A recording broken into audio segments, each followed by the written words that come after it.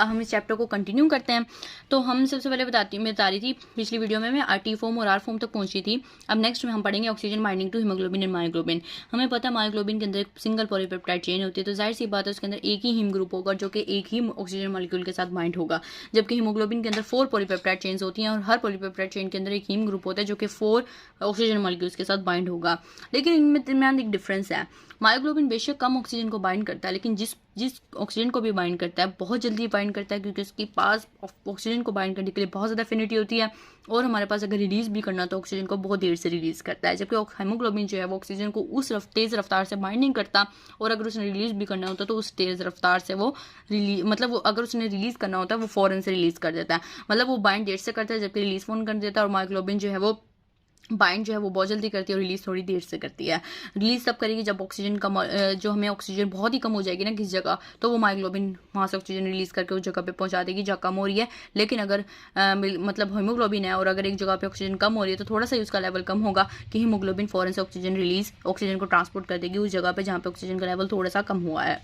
तो मायोग्लोबिन और हीमोग्लोबिन के दरमियान मेन डिफरेंस यही है कि oxygen affinity capacity for myoglobin is more as compare to haemoglobin, लेकिन ऑक्सीजन हीमोग्लोबिन के साथ ज़्यादा बाइंड्स हो सकती हैं। ठीक है, मतलब ज़्यादा नंबर ऑफ ऑक्सीजन हीमोग्लोबिन के साथ बाइंड हो सकती है। अब हम इस ग्राफ के जरिए बताती हूँ मैं आपको कि how this process is possible. आप देख सकते हैं हीमोग्लोबिन का जो कर्व है वो सिग्मोइडल कर्व है, जबकि जो मायोग्लोबिन का कर्व है वो हमारे पास कौन सा कर्व है, हाइपरबोलिक कर्व है। हीमोग्लोबिन का इस एक्स एक्सिस पे हमें पार्शियल प्रेशर ऑफ ऑक्सीजन दिया हुआ है, वाई एक्सिस पे हमें परसेंट सैचुरेशन विद ऑक्सीजन दी हुई है, मतलब कितने परसेंट जो है वो प्रोटीन ऑक्सीजन के साथ बाइंड हो चुकी है इस पार्शियल प्रेशर पे। मिसाल के तौर पे हमारे पास पार्शियल प्रेशर यहाँ पे 1 दिया हुआ है, P50 का मतलब है कि 0.5% सैचुरेशन हो चुकी है। और किस ऑक्सीजन का प्रेशर, मतलब दिस परसेंट सैचुरेशन यहाँ पे 50 है और पार्शियल प्रेशर यहाँ पे 1 है। यहाँ पे पार्शियल प्रेशर 1 है और यहाँ पे परसेंट सैचुरेशन 50 है, यानी अगर हमारे पास ऑक्सीजन का जो पार्शियल प्रेशर है वो 1 mmHg है तो उस पर उसकी कितनी सैचुरेशन हुई है, 50। मिसाल के तौर पर अगर हम यहाँ पे पहुँच गए हैं 50 पे, मतलब 1 है, तो कहते हैं कि अगर हम मायोग्लोबिन के लिए देखें तो हमने सिर्फ ज़रा सा ऑक्सीजन का प्रेशर बढ़ाया, 1 तक पहुँचा सिर्फ ऑक्सीजन का प्रेशर, तो मायोग्लोबिन 50% जो है वो ऑक्सीजन के साथ बाइंड हो चुकी है, यानी 50% सैचुरेशन हो चुकी है मायोग्लोबिन की ऑक्सीजन के लिए। जबकि अगर हम हीमोग्लोबिन के लिए देखें तो पार्शियल प्रेशर हमारे पास 26 है, तो हमारे पास हीमोग्लोबिन 50% सैचुरेट हुई है ऑक्सीजन से। तो हमें इससे पता चला कि हमने ज़रा सा पार्शियल प्रेशर बिल्कुल बढ़ाया तो मायोग्लोबिन तो 50% सैचुरेट हो गई। और यही कि हीमोग्लोबिन के लिए हमें पार्शियल प्रेशर 26 तक बढ़ाना पड़ा, तो हमारे पास परसेंट सैचुरेशन जो है ऑक्सीजन की 50 हुई है। मतलब अब आपको समझ आ गई। और आपको पता होना चाहिए कि जो हमारे पास पार्शियल प्रेशर ऑफ ऑक्सीजन 40 होता है ये टिश्यूज़ में होता है जो ब्लू शो में शो किया हुआ है, जबकि 100 जो है वो partial pressure of oxygen lungs में होता है जो कि पिंक में शो किया गया है। ठीक है, अब मेन बात यही है हमारे पास कि आपको मैं इस पूरे ग्राफ में यही शो हो रहा है कि हम अगर पार्शियल प्रेशर ऑफ ऑक्सीजन थोड़ा सा बढ़ाएंगे तो मायोग्लोबिन एकदम से बढ़ गया है, और अगर पार्शियल प्रेशर ऑफ ऑक्सीजन 26 तक लेके जाना पड़ेगा अगर हम चाहते हैं हीमोग्लोबिन 50% सैचुरेट ऑक्सीजन से, जबकि मायोग्लोबिन के लिए हमें सिर्फ 1 तक पार्शियल प्रेशर ऑफ ऑक्सीजन लेके जाना पड़ा, तो मायोग्लोबिन 50% सैचुरेट हो गई ऑक्सीजन से। अब यहाँ तो हम पढ़े ऑक्सीजन बाइंडिंग कर्व, अगर हम रिवर्स में जाएंगे ग्राफ के तो हमें ऑक्सीजन डिसोसिएशन कर्व मिलेगा। ठीक है, इस तरफ अगर हम देखेंगे तो ऑक्सीजन बाइंडिंग मिला, इस तरफ देखें तो हमने ऑक्सीजन डिसोसिएशन मिला। किस तरह से इमरात, मतलब 120 से हम पार्शियल प्रेशर 120 था पहले। ठीक है, अब हमने पार्शियल प्रेशर कम करते रहे मिसाल के तौर पर 80 तक पहुंच गया, तो देखिए हीमोग्लोबिन ने फौरन से ऑक्सीजन रिलीज करना शुरू कर दी, उसका जो मतलब ऑक्सीजन सैचुरेशन है फौरन से कम होने से, यहाँ पे उसकी ऑक्सीजन सैचुरेशन 100 पे थी। अब हमने पार्शियल प्रेशर 80 तक ले गए तो उसकी ऑक्सीजन सैचुरेशन एकदम से कम होनी शुरू होगी, यानी पहले पे 90 पे आई, फिर 50 तक आ गई, 26 पे लेके गए तो 50 तक आ गई। जबकि मायोग्लोबिन के लिए देखेंगे तो मायोग्लोबिन के लिए भी तो हमने 80 तक किया, लेकिन मायोग्लोबिन की ऑक्सीजन सैचुरेशन अभी भी अच्छी खासी है। ठीक है ना, कम नहीं हुई।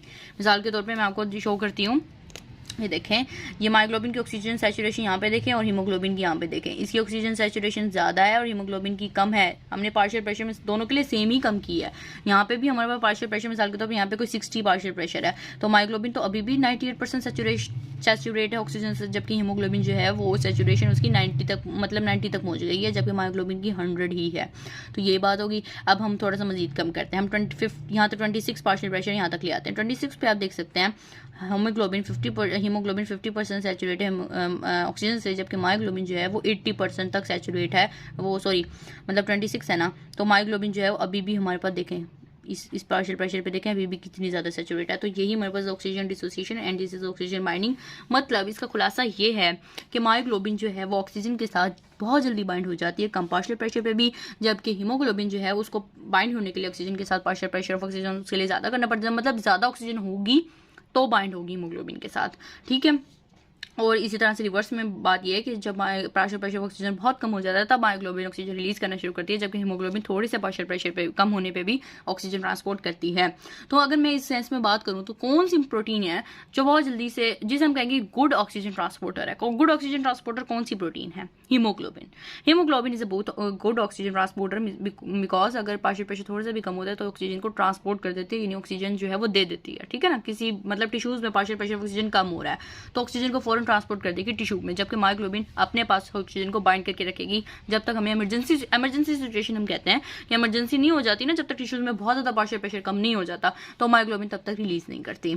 उसके बाद मैं बता देती हूँ कि देखें ये बात ये लिखी हुई है कि लेकिन ऑक्सीजन की एफिनिटी किस प्रोटीन के साथ, यानी कौन सी प्रोटीन ऑक्सीजन को बहुत जल्दी बाइंड कर लेती है? मायोग्लोबिन। तो मायोग्लोबिन ऑक्सीजन को बहुत जल्दी बाइंड कर लेती है। और इंपॉर्टेंट इसमें यह है कि मायोग्लोबिन का कर्व क्या होता है? हाइपरबोलिक होता है और हीमोग्लोबिन का सिग्मोइडल कर्व होता है। अब मैं आपको एलोस्टेरिक फैक्टर्स के बारे में बताती हूँ। एलोस्टेरिक फैक्टर दरअसल हमारे पास ना कुछ ऐसे फैक्टर्स होते हैं जो कि oxygen binding capacity for the haemoglobin को अफेक्ट करता है। मिसाल के तौर पर हीमोग्लोबिन जल्दी से ऑक्सीजन से बाइंड होगी या देर से ऑक्सीजन से बाइंड होगी, ये एलोस्टेरिक फैक्टर्स डिसाइड करते हैं। लेकिन मायोग्लोबिन का इन फैक्टर्स का मायोग्लोबिन की ऑक्सीजन बाइंडिंग कैपेसिटी पर कोई असर नहीं होता। यदि हीमोग्लोबिन तो हमारे पास इससे इफेक्ट करती है, हीमोग्लोबिन पर असर होता है लेकिन मायोग्लोबिन पर नहीं होता। और ये कोऑपरेटिविटी इफेक्ट जो मैंने आपको पिछली वीडियो में बताया था, कोऑपरेटिविटी इफेक्ट ये होता है कि अगर हम एक पॉलीपेप्टाइड चेन से ऑक्सीजन बाइंड करवाते हैं तो दूसरी पॉलीपेप्टाइड चेन्स बहुत जल्दी से ऑक्सीजन से बाइंड हो जाती हैं। This is the cooperativity effect which is observed in haemoglobin but not the myoglobin, ठीक है। अब वो कहते हैं एलोस्टेरिक फैक्टर्स क्या होते हैं, मतलब किन किन फैक्टर्स से oxygen binding capacity for the haemoglobin affect हो सकती है, oxygen affinity capacity for the haemoglobin affect हो सकती है। अब वो है PO2 partial pressure of oxygen, pH, PCO2 यानी partial pressure of carbon dioxide, N2,3-PPG which is an organic compound. अब मैं आगे बताती हूँ ये है क्या। इससे क्या होता है कि मतलब अगर इनमें से कोई भी मॉलिक्यूल की कंसंट्रेशन ज़्यादा हो जाती है या फिर वो ऑक्सीजन बाइंडिंग किसी भी एक साइड पर हीमोग्लोबिन के आके बाइंड हो जाता है तो दूसरी साइड्स की एफिनिटी ऑक्सीजन के लिए इफेक्ट होती है, ठीक है। हम मिसाल के तौर में ऑक्सीजन किस तरह से हमारे पास है एलोस्टेरिक फैक्टर, मैंने आपको अभी बताया कि जब भी हीमोग्लोबिन की 4 पॉलीपेप्टाइड चेन में से एक पॉलीपेप्टाइड चेन से जब ऑक्सीजन आगे बाइंड होती है तो दूसरी पॉलीपेप्टाइड चेन जितनी भी होती हैं वो बहुत जल्दी ऑक्सीजन के साथ बाइंड होने की कैपेसिटी हो जाती है उनमें। मतलब मिसाल के तौर पर कह रहा है कि अगर हीमोग्लोबिन पहली ऑक्सीजन के साथ बाइंड, मतलब लास्ट ऑक्सीजन के साथ हीमोग्लोबिन जिस एफिनिटी से बाइंड होती है ना वो 300 गुना ज्यादा एफिनिटी है as compare to the first oxygen. मिसाल के तौर पर इससे मुराद ये है कि मिसाल के तौर पर हीमोग्लोबिन है ये, ठीक है, और ये हमारे पास ऑक्सीजन का मॉलिक्यूल है, ये बाइंड हो गया हीमोग्लोबिन से, ठीक है।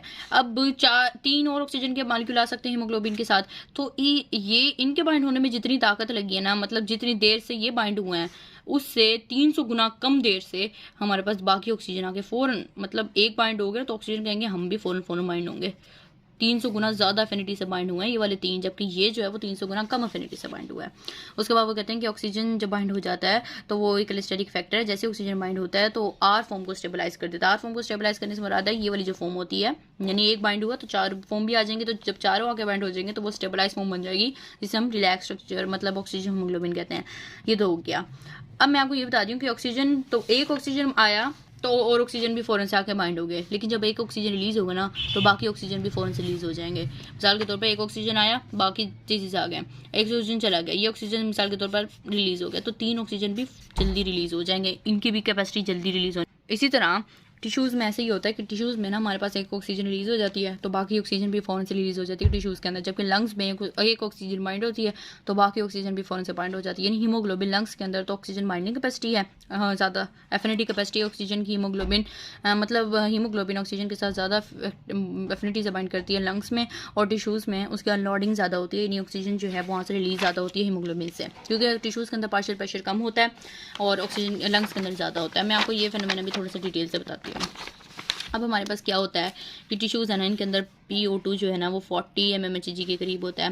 ये लंग्स है, इनके अंदर PO2 जो है तकरीबन 100 होता है तकरीबन। ये लंग्स शो किए मैंने, और इनके अंदर जाहिर सी बात लंग्स में ज़्यादा होगा क्योंकि इंस्पायरेशन के जरिए ऑक्सीजन आ रही होती है लंग्स में, जब इंस्पायर करते हैं तो बाहर की ऑक्सीजन लंग्स में आती है तो यहाँ पे ज़्यादा होगा। हीमोग्लोबिन जब यहाँ पहुँचती है ना तो हीमोग्लोबिन तो कहती है यहाँ पे तो पार्शियल प्रेशर ऑक्सीजन बहुत ज़्यादा है, यानी हाई है, जबकि यहाँ पे आउटसाइडिंग में ब्लड कैपिलरी की ब्लड के अंदर होती है ना हीमोग्लोबिन, ब्लड के अंदर पार्शियल प्रेशर ऑक्सीजन कम होता है, इसके अंदर ज़्यादा, तो हाई टू लो जाती है तो यहाँ से ऑक्सीजन ऑक्सीजन रिलीज होगी और यहाँ आ जाएगी, और जब ज़्यादा हाई टू लो आती है तो हीमोग्लोबिन ज़्यादा ऑक्सीजन के साथ बाइंड हो जाएगी, ठीक है ना, 4 के साथ बाइंड हो गई। जबकि लंग्स जब टिश्यूज़ में पहुँचती है हीमोग्लोबिन ब्लड के ज़रिए, ठीक है, हीमोग्लोबिन, तो यहाँ पे तो 40 है, जबकि यहाँ पे ज़्यादा है ऑक्सीजन है, क्योंकि यहाँ से ले के आ चुकी है, तो यहाँ पे ऑक्सीजन उसके पास ज़्यादा है, ब्लड में ऑक्सीजन प्रेशर ज़्यादा है और टिश्यूज़ में कम है, तो सारी सी बात है हाई टू लो जाना होता है, तो एक ऑक्सीजन रिलीज होकर चली जाती है, जब एक जाती है तो बाकी 3 भी फ़ौरन से चली जाती हैं। तो ये हमारे पास एक बेसिक फेनोमेना होता है जो मैंने आपको बताया कि लोडिंग अनलोडिंग किस तरह से होती है। तो वो यही कह रहे हैं कि हीमोग्लोबिन जो है वो ऑक्सीजन को डिलीवर करती है from sides of high two sides of low partial pressure of oxygen. उसके बाद हमारे पास एक बोहर इफेक्ट है। बोर इफेक्ट है क्या? दरअसल वो कहते हैं कि जब हम ऑक्सीजन की रिलीज को हीमोग्लोबिन से एनहांस कर सकते हैं, कुछ फैक्टर्स होते हैं। अगर हम पीएच को कम कर देंगे, या अगर हम partial pressure of carbon dioxide को बढ़ा दें, या फिर हम हाइड्रोजन आयंस की कंसंट्रेशन को बढ़ा दें जिससे पीएच कम हो जाएगी, तो ऑक्सीजन हीमोग्लोबिन से ज़्यादा रिलीज होगी। यानी हम स्टेबलाइज करें टी फॉर्म को, टी ऑक्सीजनेटेड फॉर्म को ज़्यादा स्टेबलाइज कर रहे हैं।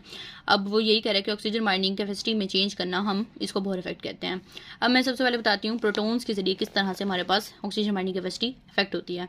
वो कहते हैं हमें पता है टिश्यूज़ में हाइड्रोजन और कार्बन डाइऑक्साइड की कंसंट्रेशन ज़्यादा होती है। भाई क्यों होती है? क्योंकि हमें पता है कि टिश्यूज़ में मेटाबॉलिज्म के जरिए नतीजे में carbon dioxide as a metabolic product होता है जो रिलीज हो रहा है। टिश्यूज़ में मेटाबॉलिज्म हो रही होती है और उसके नतीजे में हमारे पास कार्बन डाइऑक्साइड और कार्बन डाइऑक्साइड रिलीज हो रही होती है। अब कार्बन डाइऑक्साइड से हाइड्रोजन आयंस रिलीज होते हैं किस तरह से? कार्बन डाइऑक्साइड बनने के बाद वाटर से रिएक्ट करती है, H2CO3 बनाती है, H2CO3 डिसोसिएट होकर ये बनाते हैं। यहाँ पर एक एंजाइम चाहिए होता है कार्बोनिक एनहाइड्रेज, जो कि हमारे पास ये वाला रिएक्शन कैटेलाइज कर रहा होता है। उसके बाद कहते हैं कि हाइड्रोजन आयंस की कंसंट्रेशन बढ़ रही है। हाइड्रोजन आयंस की कंसंट्रेशन बढ़ने से हमारे पास क्या होता है कि पीएच कम होने लग जाती है, और जब पीएच कम होती है तो मैंने आपको बताया है कि ऑक्सीजन एफिनिटी हीमोग्लोबिन के लिए ऑक्सीजन एफिनिटी जो है वो कम हो जाती है, यानी ज़्यादा ऑक्सीजन जो है वो रिलीज होती है। अब वो यही कह रहे हैं कि टिश्यूज़ में क्योंकि ऑक्सीजन ज़्यादा कार्बन डाइऑक्साइड कंसंट्रेशन ज़्यादा होती है, तो वहाँ पे ज़्यादा ऑक्सीजन जो है हीमोग्लोबिन से रिलीज होकर टिश्यूज़ में जाती है। और हमारा चाहते भी हम यही हैं, हम चाहते हैं कि टिश्यूज़ को ऑक्सीजन चाहिए होती है मेटाबॉलिज्म के लिए, और जब CO2 बन रही होती है ज़्यादा तो ऑक्सीजन हीमोग्लोबिन से ज़्यादा रिलीज करवाई जाती है, क्योंकि CO2 की कंसंट्रेशन बढ़ रही है, हाइड्रोजन आयंस की कंसंट्रेशन बढ़ रही है, तो जाहिर सी बात है हम चाहते हैं कि हीमोग्लोबिन से ज़्यादा ऑक्सीजन जो है वो टिश्यूज़ के अंदर आए और टिश्यूज़ के अंदर आके वो हमारे पास मेटाबॉलिज्म में हिस्सा ले। जब वो मेटाबॉलिज्म में हिस्सा लेगी तो फिर वही उसके नतीजे में CO2 बनेगा। जब CO2 ज़्यादा होगा और हीमोग्लोबिन ऑक्सीजन रिलीज करेगी और टिश्यूज़ में मेटाबॉलिज्म होगा, तो ये प्रोसेस चलता रहेगा। उसको कहते हैं जबकि लंग्स में कार्बन डाइऑक्साइड की कंसंट्रेशन जो है वो कम होती है, POCO2 कम होती है। वो कम इसलिए होती है क्योंकि एक्सपायरेशन के नतीजे में CO2 हमारी बॉडी से बाहर जाती रहती है। जब ये कम होती है तो ऑक्सीजन ज़्यादा, हीमोग्लोबिन ज़्यादा ऑक्सीजन के साथ बाइंड होता है, ऑक्सीजन एफिनिटी कैपेसिटी ज़्यादा होती है, ठीक है। तो ये हमारे पास एक बॉडी के मैकेनिज्म्स हैं जिसके जरिए हमें असिस्टेंस होती है, एक प्रोसेस दूसरे प्रोसेस को सपोर्ट कर रहा होता है। बोर इफेक्ट में वो कहते हैं कि किस तरह से हाइड्रोजन आयंस की कंसंट्रेशन ज़्यादा होने से हमारे पास ऑक्सीजन बाइंडिंग कैपेसिटी हीमोग्लोबिन की मतलब जो है वो किस तरह से मतलब होता है। ये वो कहते हैं कि जब डीऑक्सी फॉर्म होती है ना हीमोग्लोबिन की, वो हाइड्रोजन आयंस को ज़्यादा बाइंड करती है अपने साथ as compare to oxy haemoglobin. ये होता है कि जब हमारे पास हाइड्रोजन आयंस की कंसंट्रेशन ज़्यादा होती है ना, तो डीऑक्सी हीमोग्लोबिन में कुछ हमारे पास वो होते हैं रेजिड्यूज, जैसे हिस्टिडीन के कुछ रेजिड्यूज होते हैं, ग्रुप्स होते हैं, वो प्रोटोनेटेड हो जाते हैं, यानी वो चार्ज हो जाते हैं। चार्ज होने की वजह से वो साल्ट ब्रिजेस बनाते हैं, साल्ट ब्रिजेस बनने से वो डीऑक्सी फॉर्म जो है वो स्टेबलाइज हो जाती है हाइड्रोजन आयंस की कंसंट्रेशन बढ़ने से। जबकि हमारे पास जो ऑक्सी हीमोग्लोबिन फॉर्म है वो डीस्टेबलाइज हो जाती है, जिसकी वजह से हमारे पास जो है हम कहेंगे डीऑक्सी फॉर्म जो है वो ज़्यादा हमारे हाइड्रोजन आयंस ज़्यादा, जब किसी भी माहौल में होते हैं हाइड्रोजन आयंस ज़्यादा, तो डीऑक्सी फॉर्म जो है वो ज़्यादा हमारे पास पाई जाती है as compare to oxy haemoglobin form, क्योंकि वो स्टेबलाइज फॉर्म होती है in high hydrogen ion concentration, ठीक है। तो जब हाइड्रोजन आयन कंसंट्रेशन ज़्यादा होती है जैसे कि टिश्यूज़ में, तो हमारे पास ये डीऑक्सी फॉर्म ज़्यादा पाई जाती है और ऑक्सीजन ज़्यादा रिलीज होती है हीमोग्लोबिन से। तो यही बात बताई हुई कि हाइड्रोजन आयंस ऑक्सी हीमोग्लोबिन के साथ बाइंड करके डीऑक्सी हीमोग्लोबिन फॉर्म बना देते हैं, जो कि एक स्टेबलाइज फॉर्म है in high hydrogen ion concentration. उसके बाद में 2,3 BPG का फैक्ट जो है वो मैं आपको नेक्स्ट वीडियो में बताऊंगी, because this is an important fact which can be studied in this separate